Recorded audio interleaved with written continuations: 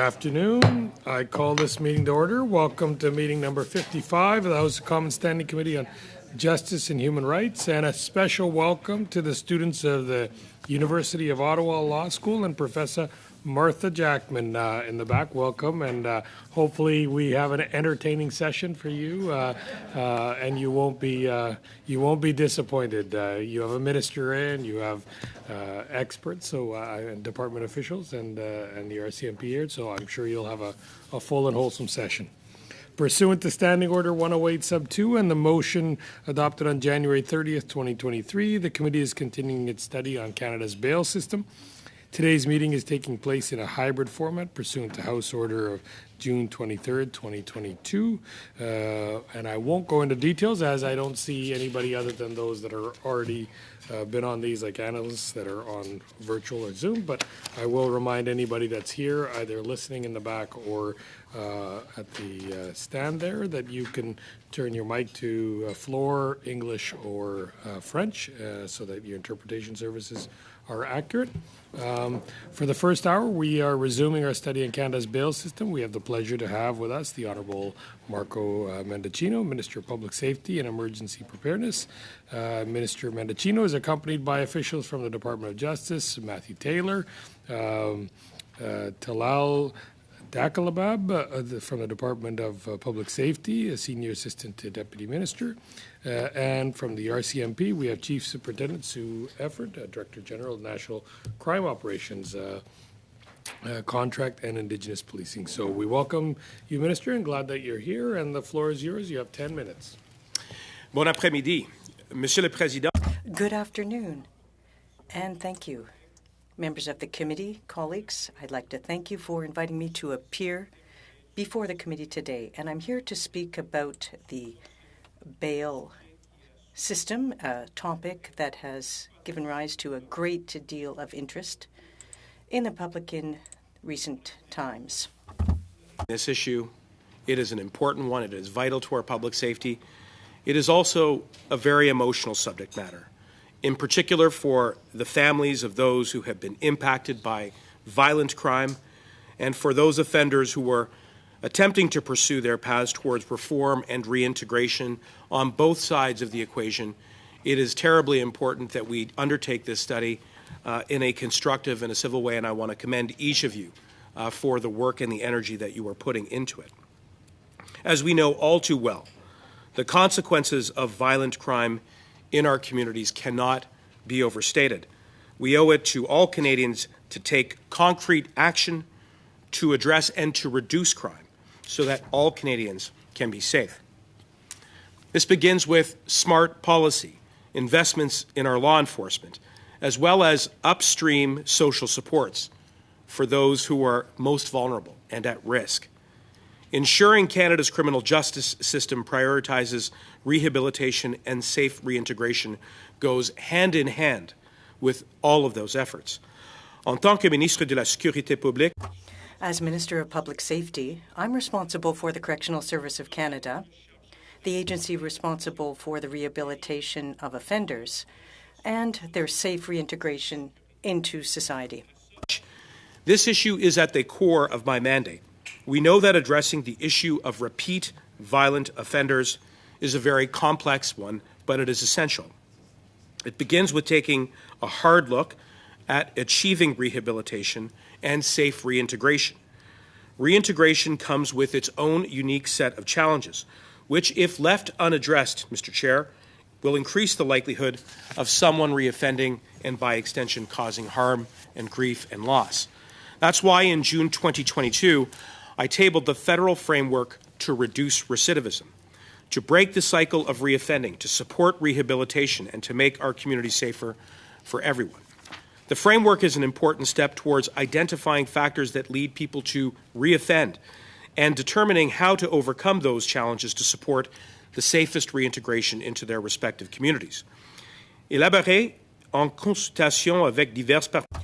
Developed in consultation with a variety of stakeholders, this framework identifies 5 priority themes essential to reintegration: housing, education, employment, health, and positive support networks. By June 2023, we will have an implementation plan, one that will ensure the sustainability of supports. Important step, but we know there is no one magic solution to addressing repeat violent offenders. Addressing the root causes of crime is also crucial to its success. And in this vein, Mr. Chair, we have made concrete investments towards the social determinants that can often lead to a life of crime. Since 2015, we have focused on the social causes of crime with programs like the $250 million Building Safer Communities Fund, so that we can tackle gun crime and support community-led projects. This is in addition to the over $40 million provided annually through the National Crime Prevention Strategy, which invests in community-based efforts that prevent youth involvement in crime and help to address the risk factors which have been known to lead to criminal activity. Plus récemment, dans le cadre de fonds d'action. More recently, through the Crime Prevention Action Fund, I announced $5.79 million in funding for the 902 Man Up's Black Empowerment Initiative in Halifax. For Black young people across Nova Scotia to make the right choices by giving them a strong foundation in education and in the pursuit of their career by reducing barriers to the types of services and supports that they need, as led by the community itself. Since 2018, the Guns and Gangs Violence Action Fund has also provided funding to provinces and territories to increase community resources and to get guns and gun violence off of our streets. In Ontario, for example, this funding has been used to funnel additional resources to local law enforcement, prosecutors, and community partners to reduce illegal gun and gang violence. This is in addition to the over $450 million, which we've allocated to the CBSA in the last 2 years alone to reinforce our borders to stop the illegal flow of gun trafficking into our country. Bien entendu, nous reconnaissons que certains individus. Of course, we do recognize that some individuals do reoffend. That's why we provide annual funding to our provincial and territorial counterparts to build their capacity, to identify and track high-risk violent offenders, and to facilitate prosecutions and convictions. Chair, smart policy on guns is also an essential policy and part of this plan. We have made historic strides in combating gun violence through recent firearms legislation. In 2020, our government banned over 1,500 models of assault-style weapons, and last year we expanded background checks to keep firearms out of the hands of criminals. And Bill C-21, which is currently being studied by Parliament at committee, will increase maximum penalties from 10 to 14 years for firearms-related offenses and new charges for altering the magazine or cartridge of a gun to exceed its lawful capacity. This is about tackling violent crime and preventing senseless, tragic deaths. Nous avons qu'aucune initiative unique ne permet. We know that no single initiative will help us to resolve the complex issue of armed violence. It's just one part of our comprehensive approach. We agreed to strengthen public safety through the criminal code, amendments targeting violent offenders and serious offenses committed with firearms. And I know this committee has also been seized with the legislation that includes Bill C-75, C-71, and as I said, our colleagues at the Standing Committee of Public Safety are also studying Bill C-21. When it comes to bail reform, Mr. Chair, we are listening to Canadians, we are listening to the law enforcement community, we are listening to victims and survivors. Je travaille en étroite collaboration avec le ministre. I work in close collaboration with Minister Lametti and our provincial and territorial partners to take a careful look at the structure of the system for bail and to ensure that it does indeed take into account the safety of all Canadians. As you know, Mr. Chair, we recently met with our federal, provincial, and territorial colleagues to talk about the ways in which we can make certain modifications to the bail system so that we can address specifically the challenges around repeat violent offenders who have used either firearms and weapons, and we have committed to undertaking this work within this legislative session, I beg your pardon, one in which we will do in close collaboration with our provincial and territorial partners as well as with all of the members of this committee and all parliamentarians. And Mr. Chair, I'm very much looking forward to the questions and comments from your committee. Thank you very much. Merci. Thank you, Minister Mendicino. We'll now go to our first round of questions, and we'll begin by Mr. Moore for 6 minutes. Thank you, Mr. Chair. Thank you, Minister, for your appearance here today.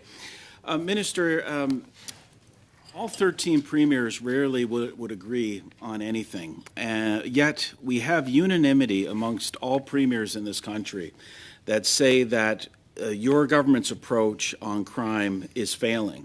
And when your colleague, the Minister of Justice, appeared here to discuss this bail study that we're undertaking, he, and I quote him, he said, "I don't accept that," when confronted with the claim made by all the premiers that Bill C-75, which changed the law when it comes to bail in this country, all the police testimony that we've heard has suggested that Bill C-75 has made it easier for criminals that should be behind bars to get bail, to be back out on the street. The revolving door that has been put in place by this has caused great concern and has led to great tragedy in this country. And it shouldn't take a tragedy, Minister, for a government to look at the obvious consequence of misguided legislation and to accept responsibility for it. So Minister Lametti said, "I don't accept that."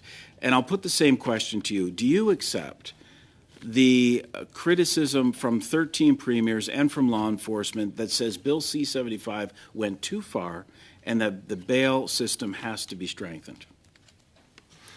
Mr. Moore, first, thank you for your question. I do accept that there have been far too many tragedies in our communities. And some of the most difficult aspects of the job that I do as Minister of Public Safety is to grieve with families who have lost loved ones to gun violence and other violent crime.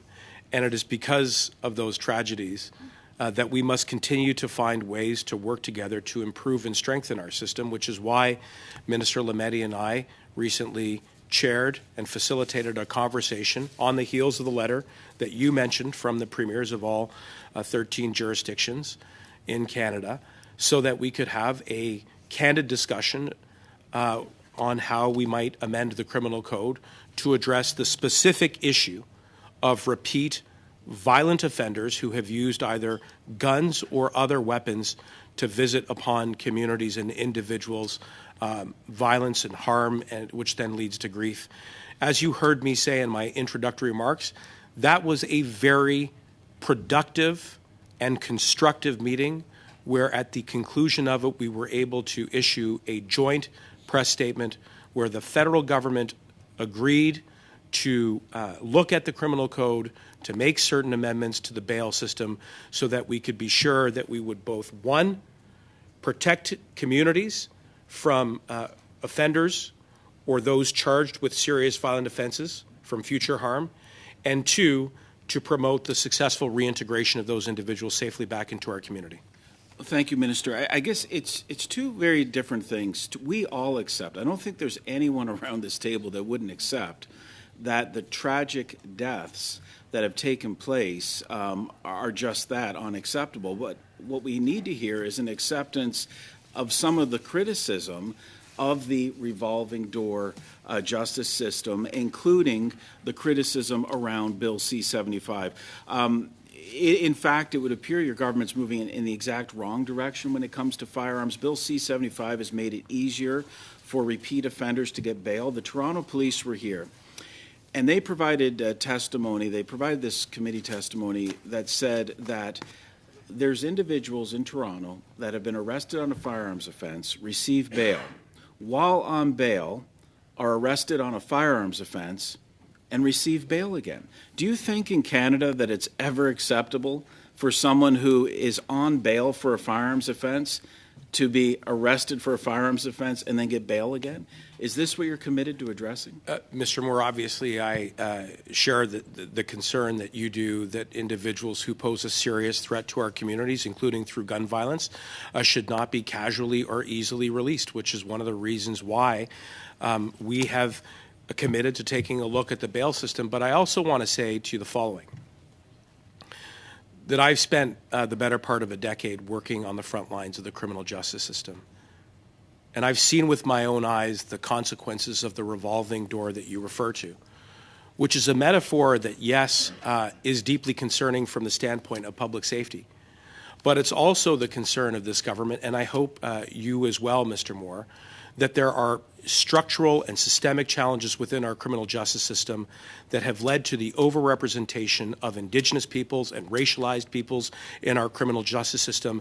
And it is those twin pillar objectives that we are striving to accomplish in Bill C-75, which is to clear the criminal justice system of nonviolent offenders so that we can off-ramp them to get the treatment that they need so that they can be successfully reintegrated into community, and to focus instead on the serious violent offenders who do, yes, pose a risk to our communities. And I would just add one last thing, Mr. Moore, and that is Bill C-75 essentially codified a number of legal precedents which were issued by the Supreme Court of Canada so that we could provide clear guidance to the judiciary and to all of the actors within our justice system so that the best possible decisions are taken. Is this an ongoing conversation? Yes. That's one of the reasons why I'm here. Thank you, Mr. Moore. Next, we'll go to Mr. Naqvi for 6 minutes. Thank you very much, Chair, and welcome, Minister. Thank you for coming back. And I'm glad that you, in your last comment, spoke about your frontline experience, because I believe you're a Crown and you know these systems quite well. And I get a little concerned sitting in this committee, especially as we're doing the bail studies, that somehow the conversation gets at times morphed into that the entire bail system is broken, as the language being used primarily by the opposition parties. That's not what we're talking about in the circumstances that we're dealing with, where we know that the bail system has many aspects to it, in particularly dealing with a lot of vulnerable individuals who come through the system, a lot of time facing bail court because of administrative charges, because conditions were put on them to do bail. Oft-repeated example is somebody who has an addiction issue and they're told that they cannot consume alcohol, and chances are 9 out of 10 times they're going to contravene that bail condition.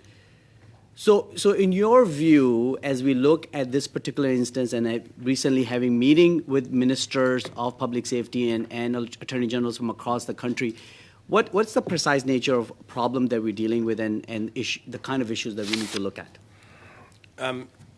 First, I think you're quite right to highlight that in those instances where charges are laid with regards to breaches of the terms of bail that are unrelated to violent offenses, that we should be innovative in finding ways to ensure, yes, that there is accountability for that, but not at the expense of allowing the criminal justice system to prioritize those individuals who pose the greatest risk to community safety as a result of either having committed violent crimes or having been alleged to have committed violent crimes, including in some instances with regards to firearms. But I would say that the consensus at the federal, provincial, territorial meeting that Minister Lametti and I recently co-chaired with our colleagues was that despite having well-established principles in place to determine who gets reasonable bail and who does not, that there is still a cohort of serious violent offenders, or those who have been charged with violent offenses, where we may need to recalibrate some of the law to be sure that we are taking the best possible decisions around who is eligible and who is not eligible for release. So that was the consensus coming out of the federal, provincial, territorial meeting, and our commitment as a government is to work with our partners, to work with all of you, to see what that legislative option might look like under the criminal code. And I appreciate what you're suggesting, but I just want to have this on the record that you still have to operate within the paradigm where the discretion still lies with the person, whether that's a judge or a justice of peace, making the determination, because in the end of the day, it will be his or her decision as to whether a person gets bail or not. Am I correct in that assertion? Mr. Naqvi, you are absolutely correct that whatever law or amendment we come up with must be consistent with the Charter. And what the Charter says is that every individual is entitled to reasonable bail. Now, there are some instances where the question that is posed before a court, and you've pointed out that bail hearings are either presided by justices of the peace or in some cases judges, or superior court judges for certain, the most strict offenses. And they undertake an analysis that looks at whether or not the individual before them is a flight risk, whether or not they pose a serious and substantial risk to community safety, and whether or not it would offend the administration of justice and the public's confidence in it to otherwise release them. And on the basis of those three principles, they will make a determination as to whether or not an individual either gets bail or is detained. Whatever we end up determining is the proposal going forward vis-a-vis bail must be consistent with those established principles and the Charter. And not to mention the various Supreme Court decisions that have come out recently, less than 10 years, that has put some really strict parameters around bail decisions that needs to that the process around bail decisions that needs to be made for justices of peace or judges under the criminal code as well, and you have to find ways to conform yourself within that paradigm as well. You are correct, and that's one of the things that we did in Bill C-75 is to take a look at the Supreme Court jurisprudence on the specific subject matter of bail and codify those principles so that we are using the criminal law as much as possible and detention and the deprivation of liberty as a last resort, and to otherwise look for ways to successfully rehabilitate. For those who don't pose any risk and who are not violent offenders, those with mental health challenges, those with substance challenges, I would hope we can all agree that our resources should be invested in a public health approach to off-ramp. And for those who do pose a serious violent threat to our communities, then yes, they, in some circumstances, will have to be separated from the community. I've got very little time left, and very quickly, I know correctional services is also within your portfolio. Can you speak to the issue, the principles around reintegration framework that you may have that also ties into ensuring that individuals, once released, are not reoffending? Yes. Well, first, at the core of those decisions, which are undertaken independently, specifically those who are seeking parole, where it's discretionary, obviously community safety and reintegration are the two fundamental principles which are assessed, again, not by elected members of the government, but rather by those delegated authorities who exercise that discretion independently and in a nonpartisan way. There are other rules that govern statutory release for those who are serving federal sentences of 2 years plus a day or more.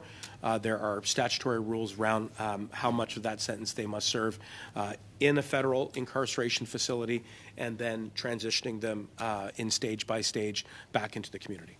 Thank you. Thank you, Mr. Naqvi. Next to Ms. Novardine, please. Merci beaucoup, Monsieur le Président. Merci, Monsieur. Thank you very much, Minister. Thank you for your comments. In your remarks, you talked about the rehabilitation and the importance of it, and at the end, you talked about the bail system and the analysis of the system that you're doing in consultation with Minister Maletti. But I found you a bit evasive in your comments with respect to the analysis. So I'd like to focus on that. Now, based on the principle that in order to have a good solution to a problem, we need to be able to clearly identify the problem. So I'd like to hear what you've identified as issues and problems. And to be clear, when I talk about problems, I'm not talking about overrepresentation of Indigenous peoples or people who subsequently reoffend. Those are symptoms of the problem. I'd like to hear what problems and what actual problems you have identified. Mais d'abord, je vous remercie. First of all, thank you for the question. There are some challenges in the system with respect to resources, and that is one of the reasons why the federal government continues to invest to support the good work being done by the police. We have already invested to more than $350 million to strengthen the presence of police services in our communities. In addition, there are a number of issues surrounding the release system. during the last meeting with our provincial and territorial partners, we focused on offenders who have committed violent crimes. So we're still open to looking at changes to the criminal code to strengthen the bail system. Now, there are a number of witnesses who have said that technically in the criminal code, we already have all the tools we need.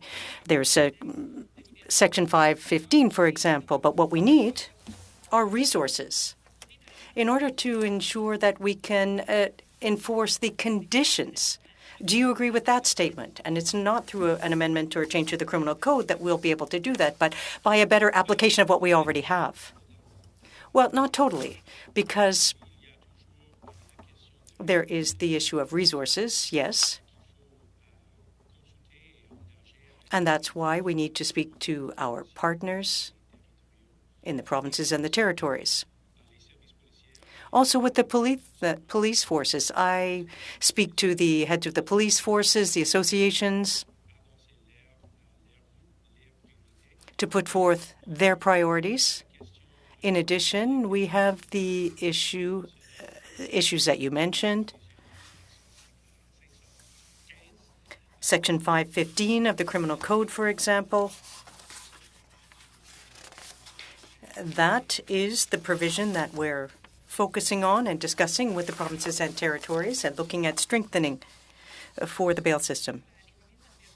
Now, with respect to bail, when we look at the scale system and a risk of reoffending, we can look at the need of keeping someone using an electronic tracking bracelet, for example, is one of the conditions. But unfortunately, what we've seen recently is that there have been issues with that. Someone, for example, broke it or breached conditions. There was no follow-up. So I'd like to hear your comments on that, if you could. How can we address those kinds of problems quickly in order to ensure that the system functions properly? Answer. Well, when, for example, technology exists, if someone breaches or violates their conditions, there needs to be an effective response, clearly, so that we can keep people safe. People who are close to the offender. But it's not just a question of technology.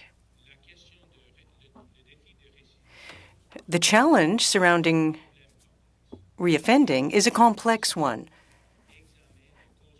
So we also have to take a good look at issues like access to health care, access to education, housing, access to other programs and services, for example, in order to strengthen the person's confidence. And so that's why we created the fund to build safer communities.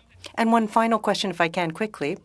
We've heard a lot empirical data. We've heard people say that there are more people who are released who will commit crimes. It's harder to get bail under C-75, etc. What about the statistics? Are they gathered and put together so that we have a clear picture of the situation, so we know what the real situation is, and so that we're not relying on anecdotes? That's a very important question again. Statistics, figures, data are one of the areas where we, all of our counterparts, Mr. Lametti and I, are looking at bringing everything together, pooling the statistics so that we can put forth the policies and administrative tools so that we can diminish the systemic challenges. Now, with respect to underrepresentation or overrepresentation that has affected Indigenous people, among others, what we need to do is start from their experience. And over decades, this has been an issue. So with adequate evidence, we can put forth a better approach and we can reduce barriers. Thank you. Thank you, Ms. Normadine. Now, Monsieur Garrison for 6 minutes. Thank you, Mr. Chair, and thank you very much to the Minister for being here today. We've had a lot of discussion about fine-tuning the bail system, I would call it, to better ensure public safety against those who are repeat violent offenders. And one of the suggestions that's come forward from the premiers is using the reverse bail onus in additional cases when it comes to firearms. And specifically one that seemed surprising to me was that currently possession of a handgun, a prohibited handgun, is not a reverse onus offense for bail. Is this the kind of thing the government's talking about when it's talking about working with the premiers on this question? It is, Mr. Garrison. I want to thank you for raising that question. And I will tell you that the question of reverse onus, which is a legal threshold, in many cases is borne by the state, especially where the offenses are not as serious and where violence is not implicated. But in some cases where there is violence and where the offense is serious, the onus does shift to the accused to, in the words of the criminal code, show cause as to why they should be entitled to reasonable bail. We are examining that among other potential areas to be sure that we've got the system as finely tuned to the challenges that are on the ground right now when it comes to serious violent offenders and repeat offenders as well. And a second thing we've heard here is I guess in order to increase the public trust in the bail system, that there needs to be better supervision of bail, especially when there are conditions, and also in order to make sure we're not unduly detaining people who should be out, that we need better systems for making sure more people can get bail. And so I guess my question there, since you're the Minister for the RCMP, is in a large part of the country, the RCMP is responsible for policing. Do you think the RCMP has the resources it needs to police bail conditions? Because in my own riding, I don't see that. Well, Mr. Garrison, I appreciate you highlighting the commitment of the RCMP to provide public safety across the country. For the benefit of the members of the committee, they cover geographically roughly 75% of all of the territory in Canada and about 25 or 27% of the population. So it is not an insignificant amount of work, and we're grateful to the RCMP for their dedication on the ground, but it does pose challenges, and I would submit to you, in particular in rural areas where there are large stretches and distances between communities, that it's not easy work, but we do endeavor to get them all of the resources and the tools that they need. Year after year, the government makes investments. You've already heard me make reference to the Anti-Guns and Gangs Violence Fund. We also are the primary funder of the RCMP in all of those jurisdictions where they are the police of jurisdiction, as opposed to through some of the contractual service agreements that we reach with provinces and territories. We've also heard, though, that community-based bail supervision programs quite often are more effective, more successful than relying on police, whether it's the RCMP or another police force. I guess, do you see any role for the federal government in helping to increase the availability of community-based bail supervision programs? Well, I think it's an important point to raise. And in my experience, any successful plan for reintegration has to involve the community itself. And for individuals, that begins with the network of those who are closest to them. So in some cases, family, in other cases, protectorates and guardians and others who are loved ones who have taken an interest in the reintegration of the individual who has been charged. Ensuring that there is accountability where those conditions are not followed is one of the reasons why we are having the conversation that we are having right now with our provincial and territorial partners, and why I assume this committee is undertaking this study. And that's why I think it is important, even as we look at the community, that we also take a look at our laws to be sure that they are finely tuned to the challenges that we have on the ground. I think you're right, but one of the problems or challenges, I guess, that we face is that those who are most marginalized often lack those very resources you're talking about in terms of family and community to support them in getting bail.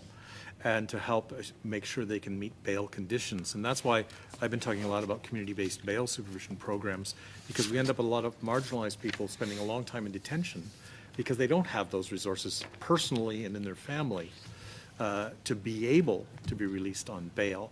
And so I guess what happens is, and I'm not accusing you of this personally, but the federal government tends to say, well, that's a provincial responsibility to provide that. But in fact, when it's not provided, then the RCMP ends up with these additional challenges of enforcing bail supervision. I would say three things in response, which I think speak directly to the point that you're raising.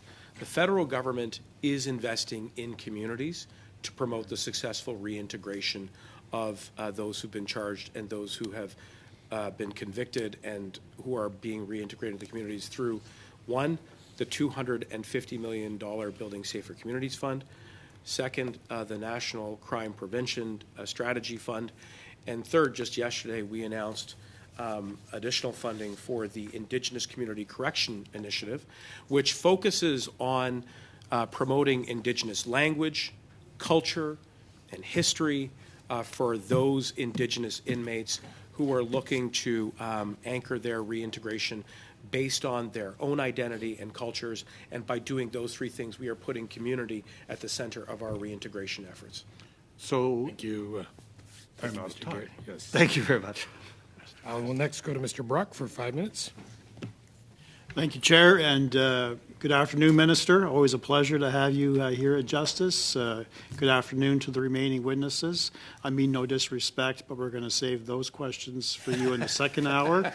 We have to utilize our time appropriately with the Minister. Minister, I want to go back into your past. I understand that you are a former federal prosecutor, and you worked for the Public Prosecution Service of Canada. Is that correct? Yes.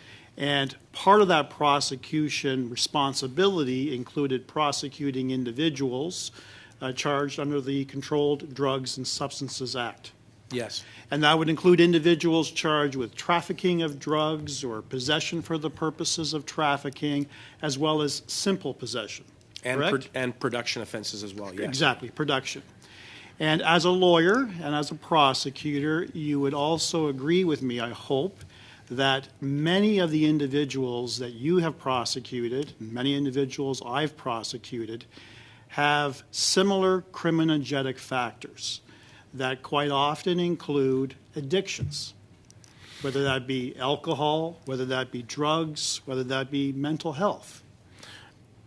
I would agree that in some of the cases that I dealt with, that there were individuals who had challenges around substance and mental health issues, yes. Right. And a lot of the individuals that I saw, maybe that you didn't see, certainly had that as a predominant criminogenic factor, as well as lack of education, lack of supports, lack of housing, lack of a job, etc.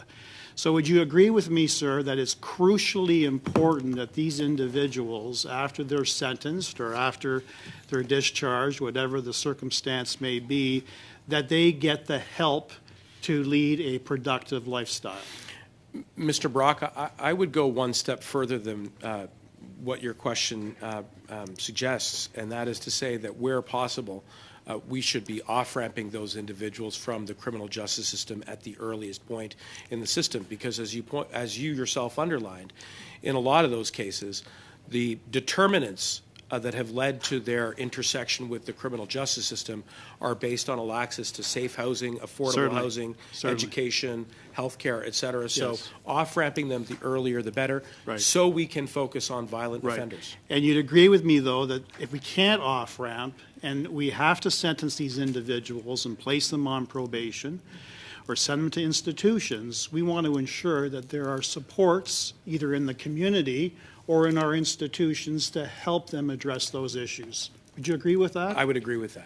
Which really begs the question, and this is really ironic, that today my conservative colleague, Tracy Gray, from the riding of Kelowna Lake Country, had a private member's bill introduced into the House with a vote, Bill C-283, which was an act to amend the Criminal Code and the Corrections and Conditional Release Act to provide additional addiction treatment in penitentiaries, specifically to allow judges to make recommendations after sentencing that the person serve their sentence in a penitentiary that has been designated as an addictions treatment facility. So, Minister, question to you, question to Canadians who are following this committee. Why did you, as a minister who has a portfolio that includes correctional services, why did you and your entire Liberal caucus vote down that vote? In short, because, well, for two reasons. One, we believe that there is already the discretion within the judiciary to make those orders.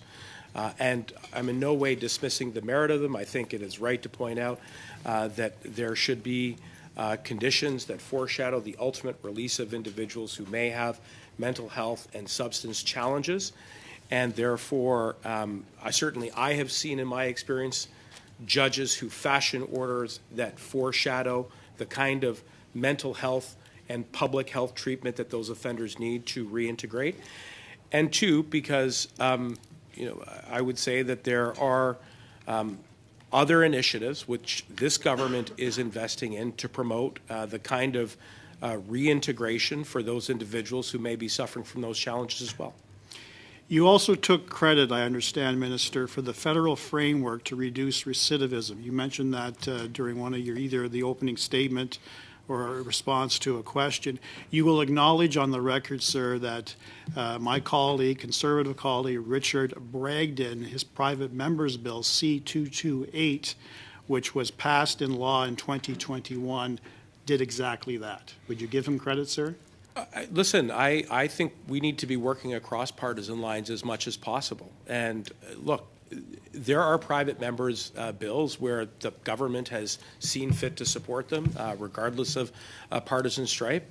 I don't think any one individual or party, for that matter, has a monopoly on how we keep our community safe. One of the reasons why it's important for me to be here in front of this committee is to not only take questions, but to take advice, which then in turn may shape future government policy. And that includes on the matter of bail reform and bail system. And I would say that one of the things that I found most encouraging at the last federal, provincial, territorial was that there was a strong consensus that, yes, we should look at the bail system.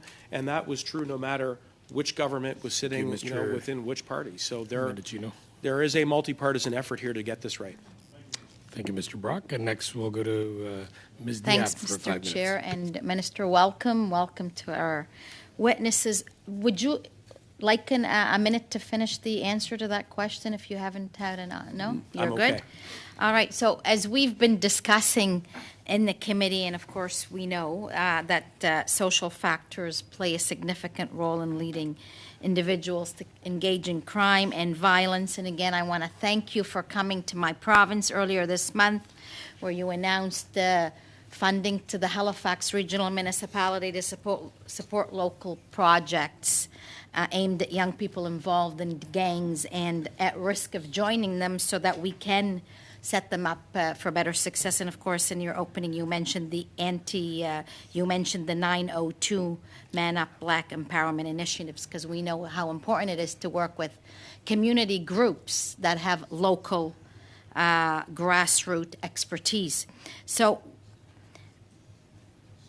there is no policing exclusive solution, as we know, to violent crime, and this is one way that you're addressing that. But can you mention how else government is addressing? Again, I've mentioned those, and that's perfect there. But I'm sure you have many other examples. First, thank you again, Ms. Diab, for welcoming me into your community. It's always a pleasure to see you and to meet with your community leaders.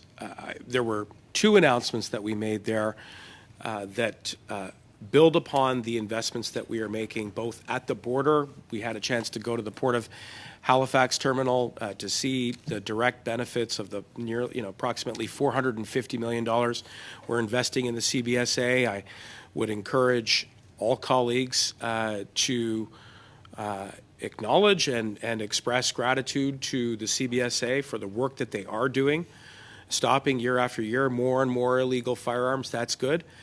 But it's not the only thing we need to be doing. We need to do more than just support law enforcement. We do have to look at the root causes of crime so that we can stop it before it starts. And that includes through the announcement that we made with 902 Man Up under the National Crime Prevention Fund. This is an organization that started with 2 individuals, members of the black community who were fed up after a spate of gun violence, who'd seen too much bloodshed, and who had said, enough is enough, assez, that's it. And they started this organization. And what we've done is we've given them some additional support so that they can increase their programming and their reach and invite more people who may be at risk to being exposed to criminal elements into their shelter, into their safe and inclusive space, to give them all the skills that they need to make the right choices. We did the same thing along with you and our colleague Darren Fisher and the mayor for Halifax, Mike Savage, under the Building Safer Communities Fund, where right across Halifax and Dartmouth we'll be able to do similar initiatives under that federal initiative too. That's great. Can you also elaborate a little bit more about the discussions you had with your provincial territorial counterparts earlier this month on this, on the bail and what we're talking about here? Well, first, as I've said, they were very constructive because I think everyone is grasped with the recent tragedies that have befallen communities right across the country. And so we did spend some considerable time talking about potential modifications to the bail system under the criminal code. But we also did devote as well some space to talking about the ways that we can prevent crime from occurring, prevent violence from occurring as well. And we heard from different jurisdictions about integrated teams, so police services who are going out with public health professionals and other supports, so that if there is a call that comes in that is related to a substance abuse challenge or some other mental health issue, that the appropriate professional is on hand to de-escalate the situation without the need for force. We talked about how mental health calls have been on the increase and how taking an integrated approach can be a more effective way to, again, streamline resources so that we are really only using the criminal law as a last resort, which is consistent with my own experiences on the front lines of the criminal justice system, and I think is one of the ways in which we can reduce the kind of recidivist systemic challenges that we've seen, which leads in turn to overrepresentation. And as much as we have to be focused on ensuring that our bail systems work correctly, we also have an obligation to acknowledge that the systemic challenges remain, that overrepresentation is shockingly high, especially when it comes to Indigenous peoples and racialized Canadians, and we have an obligation to also reduce those trends and reverse them as well. Thank you. Thank you, Ms. Diab. We'll next go to a 2.5-minute round. I see Monsieur Fortin trying to fight for the mic. I don't know if it's Mademoiselle Normandine or you, so I'll let you guys choose. Merci, Monsieur le Président. Well, thank you very much, Mr. Chair. And I'd like to thank my colleague who replaced me on Monday and who was here for me at the start of the meeting. I'm sure that you did well. Thank you for coming, Minister. Nice to see you here with us. With respect to bail, conditions were established some time ago, and the assessment or evaluation of these conditions are looked at on a case-by-case basis. They make decisions based on various criteria. Now, you'll agree with me that this assessment evolves over time. It depends on circumstances and situations 20 years ago that may have called for a detention may not be the same today, and vice versa. Now, not too long ago, you'll recall, with the C5, we adopt provisions to eliminate mandatory minimum sentences for certain cases. And there was one intentionally discharging a firearm There's no more mandatory minimum for that. But there are sexual offenses, for example, that are subject to sentences that can be served in the community. Well, I just want to make sure that you're fully understanding. So, to your mind, Minister, will that situation influence the court when it comes to making a decision as to whether or not they need to detain someone? If they've discharged a firearm intentionally, for example, 5 years ago, and in the past it was subject to a maximum minimum sentence. Now, that has been abolished, but the legislator might consider it less serious than it was 5 years ago. Do you agree with that? What's the impact, to your mind, of conditional sentences? You told me I had 5 minutes. It was at 2.5, Minister. Well, can I have 30 seconds? Well, that's a highly complex issue. Yes, you are right that some principles are well established, but at the same time, the Supreme Court modified some principles based on the situation on the ground. The constitutional principles always continue to apply, but I've got a few seconds left. What about C5? Is that having an impact on detention? Any amendment to put forth by the government needs to comply with the Charter, even under the situation. Thank you, Minister. Thank you, Mr. Fortin. We'll next go to Mr. Garrison I'll give you 3 minutes to match up. Thank you very much, Mr. Chair. I want to go back to where I ran out of time last time. Mr. Minister, you were talking about various crime reduction and recidivism programs. And I'm going to just restate the problem that I see is that the RCMP is the police force of jurisdiction in half my riding, as it is many other places, where there aren't good community bail supervision programs. So you left off by saying there are these funding programs. So I guess my question is very specific. Would community-based bail supervision program expansions fit within those initiatives you're talking about as possible projects for funding?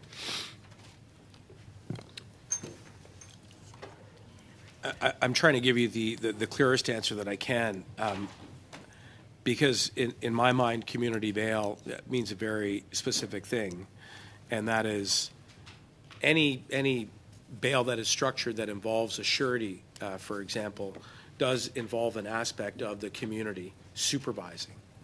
So if somebody is released with certain conditions, and that one of those conditions is that there is a surety, that surety has a responsibility to be the custodian and the supervisor of that individual while they are out on bail. And if there are any conditions that are breached with the knowledge of the surety, then they've got an obligation to report under the terms of the bail.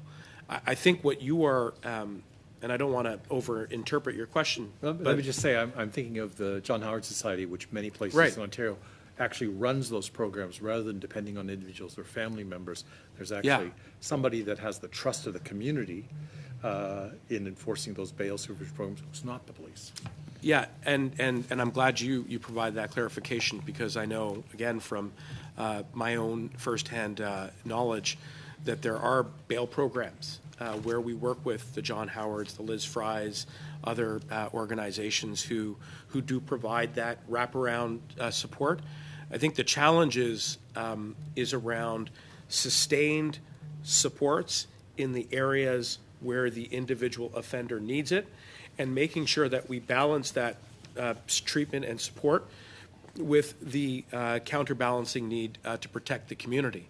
And this is why this study is important, because at times that can be a very complex balance to strike, where you have somebody who may have mental health issues, but who may also pose a very serious threat to the safety and security of the community. And so in the absence of having the type of ecosystem of support that is required, there may be no other choice but to detain that individual. But in the course of detention, it is equally important that we look to provide rehabilitative programming and services and supports. And that's why, for example, the Indigenous Identity Correction Services program that we announced yesterday is one way in which that goal can be accomplished. Admittedly, that is post-trial, post-conviction, in sentencing. It is a challenge at the front end of the process. And as I know you recognize, most people in pretrial detention are in provincial facilities which don't provide services, don't provide mental health or addiction services for those who are in pretrial detention. And we've had many cases where people have served quite long times. They not only hit their first 90-day review, sometimes they hit a second 90-day review, and they don't have access to those. But I understand the jurisdictional problem there, but it's very challenging. Real quickly, Mr. Mendicino.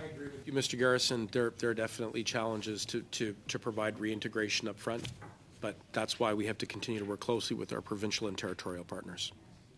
Thank you, Mr. Garrison. That'll conclude our first round. So, Minister Mendicino, you are excused. I'm not going to suspend or anything because we'll just, unless you will, just because of time frame. But thank you, Mr. Chair. Thank you to the members of the committee. Thank you. And I'll just give a few seconds and then we'll continue onwards.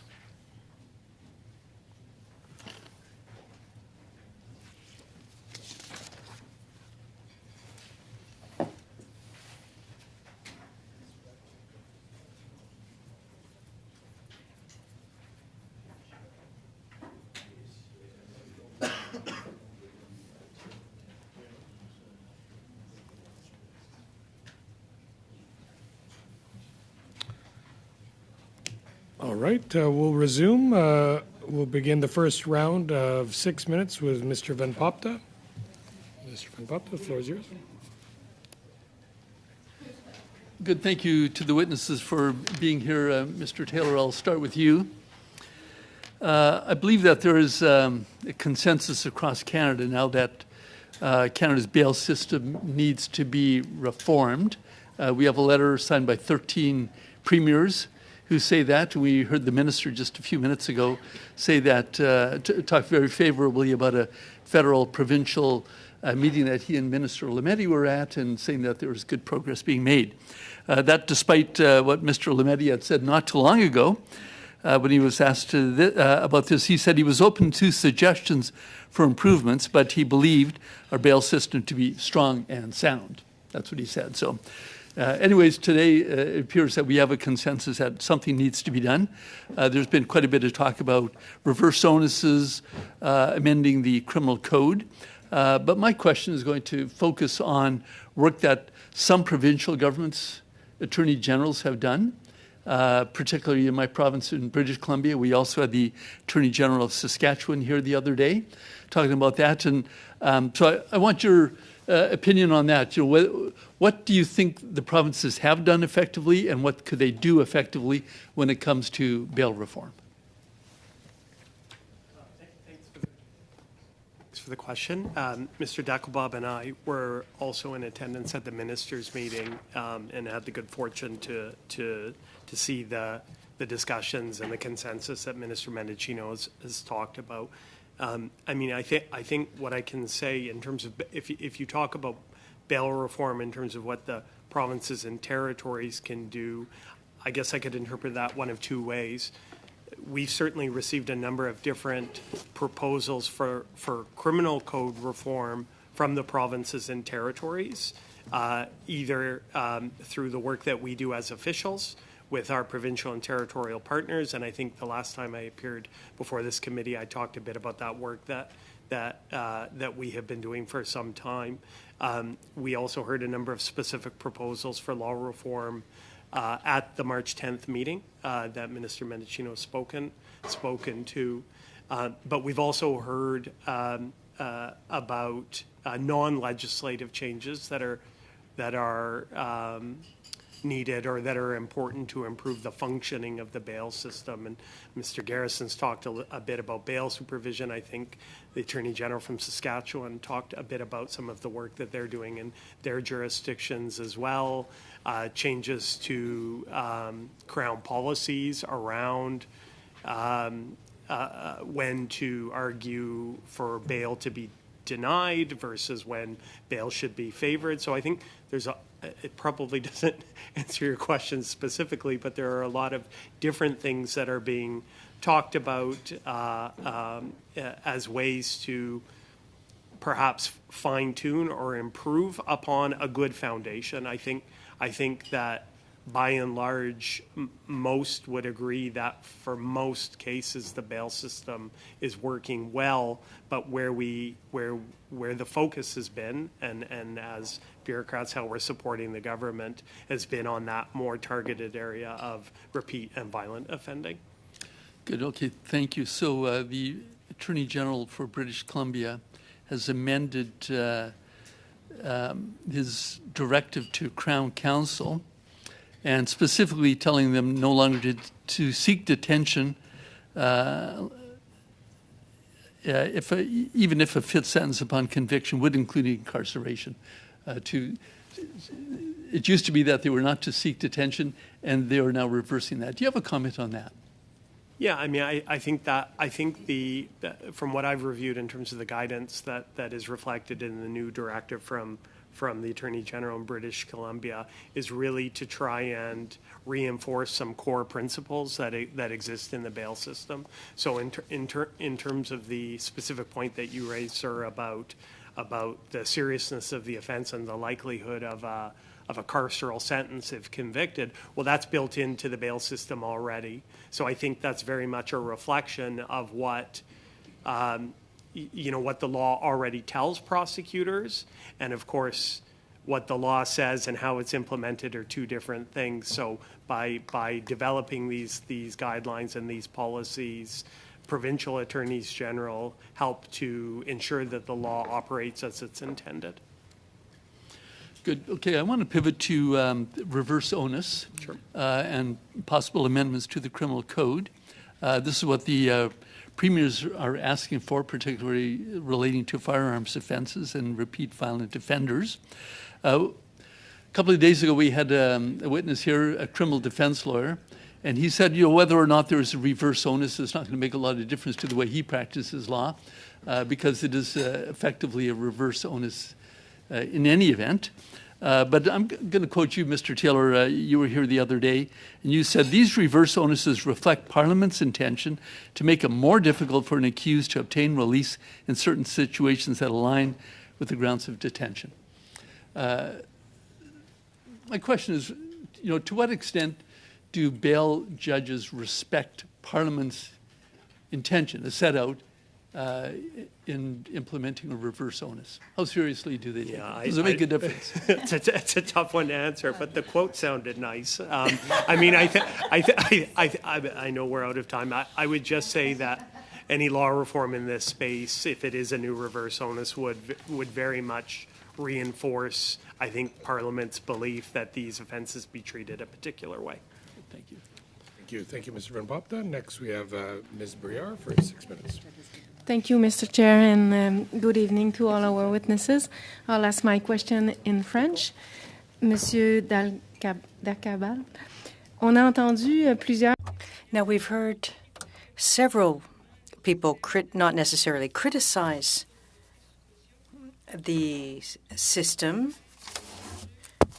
but people who called into question the conditions for bail, for granting bail. Now, we've also seen that there are a number of crimes that are committed while repeat offenders are out on bail. In 2022, the federal framework was unveiled. It is designed to reduce reoffending. That was February 2022. Could you tell us what the objective of that framework is, and could you talk about the consultations with the stakeholders? Which stakeholders have been consulted or will be consulted? And in addition to the framework, what other steps were taken by the department to deal with this issue? Thank you. Question. Well, thank you for your question. In fact, yes, the framework was presented in 2022. As the minister said a bit earlier, he identified the pillars, if you will, of the framework. It was health, education, a support network, housing. So I worked at correctional services for over a decade. I worked in the system. There were a number of consultations with our various stakeholders, John Howard Society, Elizabeth Fry, for example, so that we could identify the issues we wanted to focus on. The program announced by the minister is part of the initiatives under the first framework. The framework is designed to enable us to adopt a flexible approach that is responsive.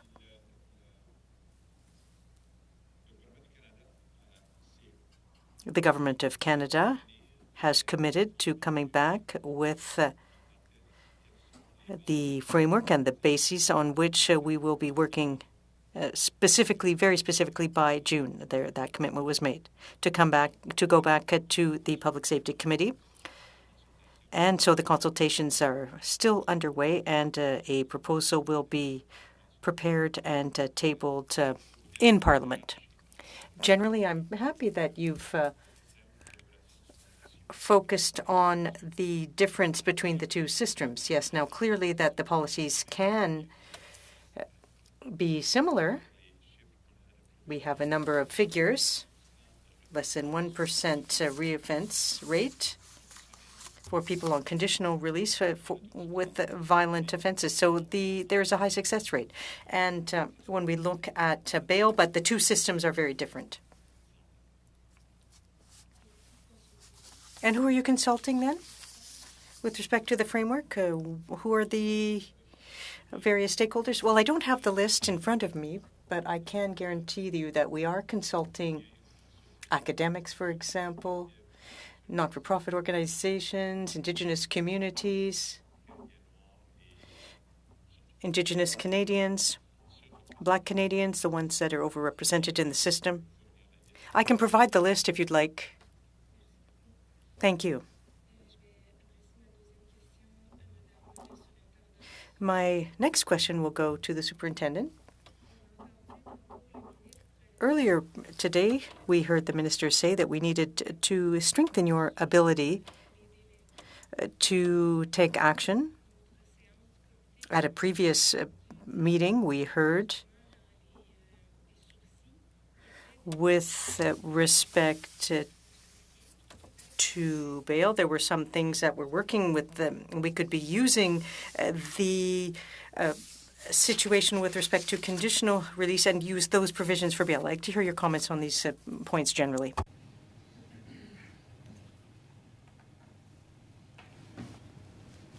I just want to ensure thank you for the question, Mr. Chair. I just want to ensure I understand the question. Is it a question around resourcing on behalf of the RCMP and how we would effectively use that? Thank you. So to start, the RCMP uses its existing resources by distributing them throughout the force in accordance with the established priorities. And under the police service agreements, the RCMP will work closely with local jurisdictions to set the priorities and establish adequate resourcing requirements to assist and meet policing goals. And I'd just like to point out as well, again, that we police, although we cover 75% of the geographic mass of Canada, we're responsible for policing between 22 and 25% of the population, which is mostly rural. What I can say is that the RCMP will endeavour to enforce the law to the greatest extent possible and in line with its mandate and in accordance with the priorities that have been identified. And how can we help you to reinforce your capacity to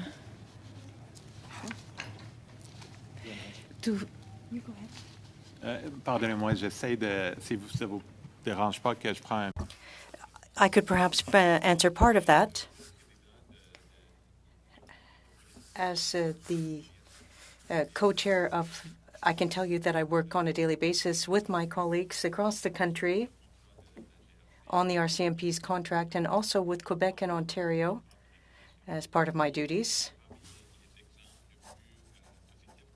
Some of the most positive examples that we've seen are where we've been able to give additional funding to the RCMP and others in order to enable them to do a couple of things. First of all, to be able to put forth better evidence to the court, because it's very important to be in a position to be able to inform the judge before a bail hearing, for example. There was a situation in Ontario where federal funding was used for that objective, and it's the same thing that we're focusing on with the provinces and territories through the RCMP. There are also teams that have been reinforced. We've given them additional resources so that they can do more in-depth research. If someone has breached their bail conditions, then so those are two very concrete examples that could help. Now, I know you mentioned a little bit earlier that some of these things are not. Yes, I just wanted to support my colleague in her answer. Ms. Briere. Next, we'll go to Monsieur Fortin for 6 minutes. Merci, Monsieur. Well, thank you very much, Mr. Chair. And thank you to our witnesses for being here this evening. My question is for you, Mr. Dacalbert. Now, earlier I mentioned this to the minister, but C5 was adopted. And what it did was it abolish minimum sentences, mandatory minimum sentences. Now, I believe in judicial discretion, but we're sending out a message when we abolish mandatory minimums, and the legislature makes decisions for a reason. So the impact of that was that in certain cases, it has an impact when it comes to sentencing. So what could we do, in fact, in order to deal with this negative effect or the image, the impression, if you will, of how could I put it, of our weakening the importance of those crimes when it comes to granting release? Well, the court normally uses the maximum sentence as a point of reference. But that didn't change. It didn't have an impact on that. What did change? Now, in the mind of a judge, for example, the maximum penalty is there, the maximum sentence. There's discretion. But when it comes to that, it's about giving a lower sentence, for example. There were mandatory minimums before, and they can sentence an individual to less. Now, if there's someone who's sitting as a judge, they receive information, and they may say, well, the legislator has taken a less stringent approach to this. They've weakened it. So as a legislator, how can we counter that particular situation so that we don't give the impression that we don't think it's as important in the past when it comes to intentionally discharging a weapon or when it comes to sexual offenses? Well, this takes me back to the point that I was making initially. If the point is to say under C-21 there is a 14-year minimum sentence apart from a life sentence. Well, it seems to me that that's a very clear message, that it's a crime that's a very serious crime. Well, you agree with me that that hasn't changed, though? No. But it's the message. But what changed is that there's no longer mandatory minimum. So what you're saying then, you don't think it's had any impact on decisions by the courts? I don't have any data to speak to that, no. So, well, let's use my hypothesis that it has had an impact. So my question is, to your mind, what can we do to deal with that negative effect? Well, I'd like to go back to what the minister said earlier. We need to focus on prevention. In any correctional system across the world, and Canada is known to be a leader, we need to focus on prevention and not intervention. So investing in crime prevention with adequate support, employment, health, dealing with addictions, mental health, adequate support, instead of simply arresting people and sending them to jail. I think that that would be the best way to prevent serious crimes. Thank you. Thank you very much. Ms. Efford now. could you tell me, are there things we could do or provisions we could adopt to better control what's happening when someone's released on bail or conditionally so they don't reoffend? Now, I know you've given us some figures. You're saying that there's not that many, but that's fine. But there are still some. And there are concerns by the premiers that raised when they met with lately. And so what can we do? How can we better monitor people who are conditionally released or released on bail? Thank you for the question.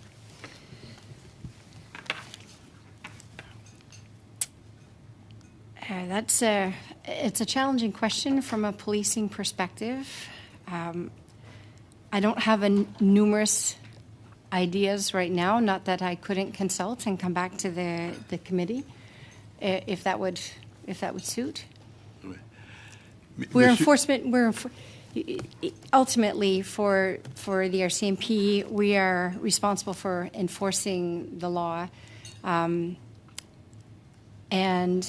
in the case of monitoring supervision of concerns for breaches, we don't have infinite resources, and there are so many that are on conditions that it is a significant challenge, to say the least, for policing to be able to monitor and effectively monitor that. Et vous, est-ce que vous avez une idée de ce qui pourrait être fait?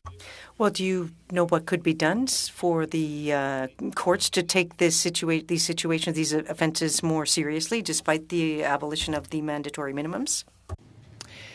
I do not have that response with me, but I can certainly reach out to our provincial leaders within the RCMP and seek the suggestions, if you wish, and endeavour to get back to the committee in writing. J'apprécierais avoir ça.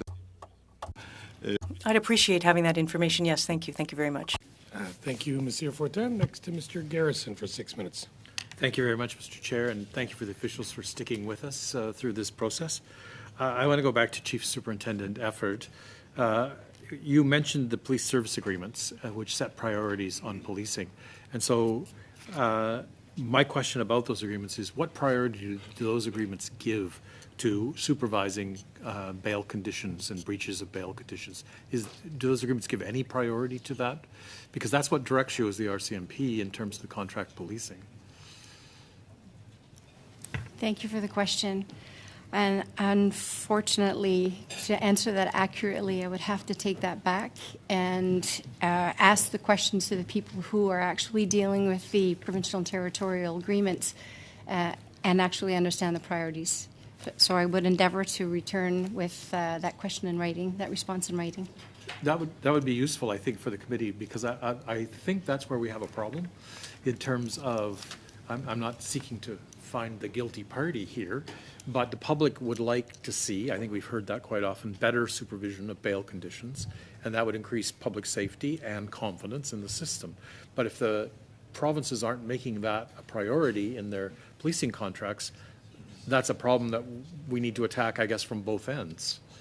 I don't know, Mr. DeKalb, you want to weigh in? Yeah, if you don't mind, as I am the contract authority for contract policing on behalf of the ministers, so our RCMP, or the operational arm, the negotiation with the provinces and territories on the terms and conditions of the contract will be happening with the public safety, the department, and myself personally. So I'll be more than happy to tell you. I just came back, actually, of 2 consultations with Manitoba and Alberta last week on contract policing to hear from communities. I met with mayors, I met with Indigenous communities, I met with a lot of provincial colleagues. We are working more and more toward local governance through contract policing to ensure that Canada is a big country, I always say that, and to police Canada through contract policing with one size fits all is extremely complex and, quite frankly, not very productive for the needs of our citizens in Canada. So I would say we are working closely with each jurisdiction, each province, and even with the municipalities to ensure that local governance is having more and more say on the contract and the priorities they're identifying within the resources that they have and the funding that they have. So whether it's bail or something else, that's where the negotiation with the CO in each division will happen. and they will be establishing these priorities accordingly. Canada, we're not dictating per se what they should do or what they need to do work on. Thank you. That's quite useful. I guess I have a similar question. Once there have been, the courts have recognized there's breaches of bail conditions and the issue of bench warrant. My question, I guess, goes back first to Chief Superintendent Effort is, like, what priority does that have in terms of the many responsibilities the RCMP has? Because in some of the very high-profile cases that we've been talking about, bench warrants were issued, but for whatever reason, the person still wasn't back in custody. So again, maybe that's a function of those agreements. I'm not sure. It is a big challenge. I'm not going to lie to you in the sense there are a lot of priorities in rural areas. It's not always that easy. The Government of Canada and the provinces and territories are looking at a pan-Canadian rural crime framework to address these specific concerns that you're raising. The resources of the RCMP or even in Quebec or Ontario, when I talk to my colleagues, are quite limited once we get out of the urban areas. So it is a challenge that we're aware of, we're trying to work on, not only through policing, because quite frankly, they have their own challenge recruiting. So we're trying to be more creative and community-based support, what kind of services we could provide differently. I do have to just say my riding, I wouldn't call rural. I'd call it suburban, and the RCMP is the policing authority in my riding. But we do see these challenges with resources all the time and with priorities. And quite often, the public's perception of what should be a priority and perhaps what the province has asked the RCMP to make a priority don't seem to align very well. So, and even in urban areas, these problems are present. I have one, I don't have much time, but I have one last question. I may not have the right person in front of me to answer this question. We've had a large problem in Nunavut with long periods of pretrial detention, and the Corrections Canada was previously responsible, but I believe we're in a transition period where Nunavut is taking over responsibility for corrections facilities and pretrial detention. I don't know, Mr. DeKalb, if you can help. I don't have the details. I heard of the situation, but I don't have the details. Because we had a lot of concern in the Indigenous community about the not just the size of Nunavut, but the lack of community resources in many places, and people spending very long times in detention without any access to services. And I know the Corrections Canada was previously responsible, but I've been unable to kind of figure out where we are in that transition. I know Nunavut passed a new act in 2019 that aimed to transition to take control of those things and to institute a different approach to pretrial detention. But I know I don't probably have the right people here to answer that question. So thanks very much. Thank you, Mr. Garrison. Next, we'll go to Mr. Brock for 5 minutes. Thank you, Chair. Again, to the witnesses for your appearance today. Over to you, Mr. Taylor. Mr. Taylor, would you agree that the whole concept of bail reform and the need to address the problems with prolific, repeat, dangerous offenders is not a new phenomenon? In fact, it's been brewing for a number of years. In fact, what really crystallized, in my view, I don't know if you share it, but was the unfortunate, tragic killing of OPP officer Priscilla. Would you agree with me, sir? I think that certainly was a moment that crystallized for many people the urgency of the situation. I think you're aware, as we've discussed previously, that we had been looking at these issues prior to that, but certainly that was a catalyst for the urgency. Sure, and it really crystallized and mobilized a lot of the support advocacy groups across this country, premiers, AGs, mayors, police chiefs, police associations, and the like, correct? Yeah, absolutely. All right, so I want to talk briefly about the Randall Mackenzie matter. He isn't accused. He's got the presumption of innocence. I do acknowledge that. But he was released after a bail review. And my colleague, Frank Caputo, raised this with a defense witness this past Monday, because we really haven't heard much evidence on the frailties, in my view, of our bail review system. So under Section 520 of the Criminal Code, and I'm sure you're familiar with the language, but for the benefit of Canadians watching this and our committee members, there's two areas in which you can bring a bail review. Where there's an error in principle in the actual order itself from the lower court, or a material change in circumstances that will make it unjust not to vacate the order. So with the resources, Mr. Taylor, I've been able to access with respect to the evidence, it's clear that Mr. McKenzie was denied bail at the Ontario court level by a justice of the peace, given his prolific repeat behavior of breaching orders, breaching firearm orders, and just the significant serious nature of the substantive offense. And regardless of the plan, which included house arrest, which included electronic monitoring, which included a surety, the justice of the peace felt that the tertiary grounds were activated and he was detained on the tertiary grounds.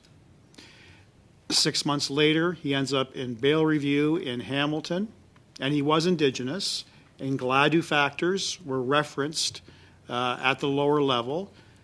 Same Gladue factors talked about at the Superior Court level, but he changed the deck. And I often saw this in my previous career. If you get one kick at the can and you don't choose the right surety, and that surety gets rejected or the plan gets rejected, just shuffle the deck. Go to Superior Court, get a new surety, maybe add a few conditions, maybe add to the quantum of the promise to pay, and take your chances.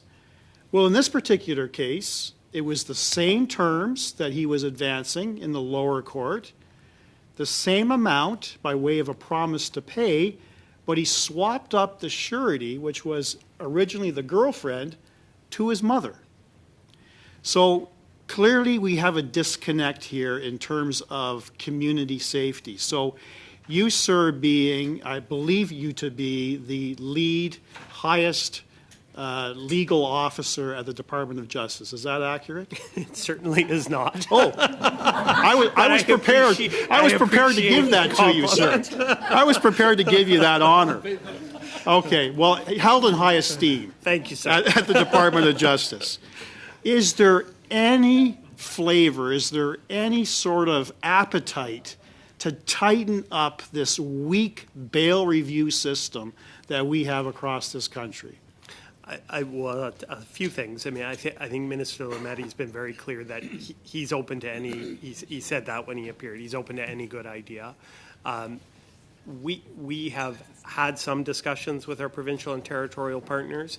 Bail review, speaking candidly, has not been prominent in those discussions, but I know it is something that we're aware of. We're following, obviously, the circumstances of Constable Percella in the case. Bring this into the forefront, but it's not been something that has been the primary focus of the advocacy to date. The primary focus, as I think you know, has been on what can we do around the tightening of the rules governing the initial decision whether to release or detain somebody, a repeat violent offender. Would there be an appetite at the department for a private member's bill? Tighten up 520 of the criminal code. No, we support the government in analyzing any private member's legislation that comes before it. Thank you. Thank you, Mr. Brock. Next, our final 5 minutes to Mr. Naqvi. Thank you. Thank you very much, Chair. So it's good to have some experts at the table, not to take away from the minister not being the expert, but you're in there involved every day from a frontline perspective, from law enforcement, both of you. Mr. Dakalbab and Mr. Taylor, working at the policy level, I'm sure liaising with your provincial counterparts as well. And I mean, discussion around bail is not a new issue, and I think every so little while we hear some discussion in terms of which way the pendulum is swinging, and I think it's perhaps healthy tension within the system. I wonder how much of some of the issues that we trying to deal with here at a policy level, from a perspective of the criminal code, is really an issue around administrative of justice matters, which is a provincial responsibility.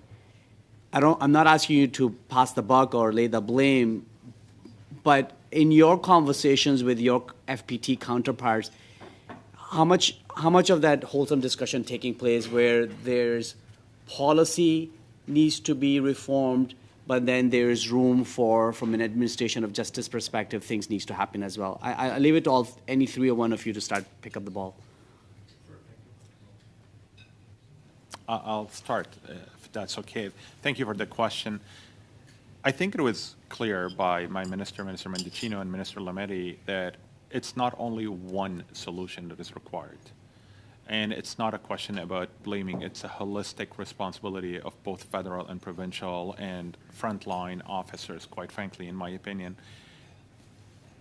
Looking at the criminal code is one, but that will not solve the problem. For sure.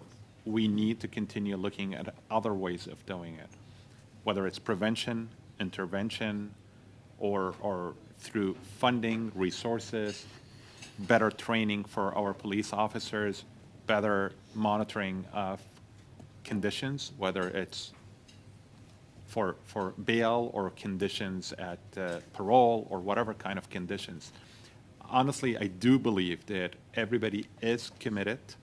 My discussions with my colleagues at the provincial level and the federal partners, everybody is working very hard to put their head together to look at what are the proper innovative ideas that we could bring forward, whether legally or policy or from intervention. And I think the work that we're doing right now is to lead us to answer these questions properly into how could we mitigate the risk from all angles and not only from one perspective, which would be the legislative perspective. I don't know, my colleague, Mr. Taylor, if he wants to add anything else. Just quickly, not to take your time, it's absolutely the case. If you look at the statement that was released by the ministers from the March 10th meeting, there is an acknowledgement that there's a importance for a place for law reform, but there's also a place for non-legislative measures. You can have the best laws, the clearest laws, but if they're not implemented properly, then they're not worth their salt. So just to validate everything that Mr. Dakelbab has said. Thank you. You know, when I was involved at the provincial level in Ontario, one of the biggest challenges that we are facing, and this is pre-pandemic, so I want to recognize that 2/3 of the remand population, or 2/3 of the population in provincial detention centers in Ontario was remand. And that was a high number. And I think, so the numbers at that time in Ontario was close to 8,000 people in provincial detention centers, and about 5,000 of them were not convicted yet. They were still, they were charged, but no conviction. And that was a high number. A majority of them, when you looked at the data, had serious mental health and addiction issues. And we had obviously very deteriorating conditions in our detention centers. And the question that kept coming up always, and when I spoke to people who provide those frontline services, that we're making those circumstances of those individuals worse by putting them in detention centers, as opposed to keeping them in the community and providing them wraparound services, so to speak, as the terminology goes, around mental health and addiction. And we actually created something called bail beds in Ontario at that time, which I think is still operational, to allow for individuals to have be in a secure facility, but out in the community with minimal conditions, but getting them necessary support. Are those type of solutions, which are, I would argue, are not innovative or creative solutions, are those type of solutions part of the conversations that you are having with your FPT colleagues as you look at reforming the bail system? Very briefly, please.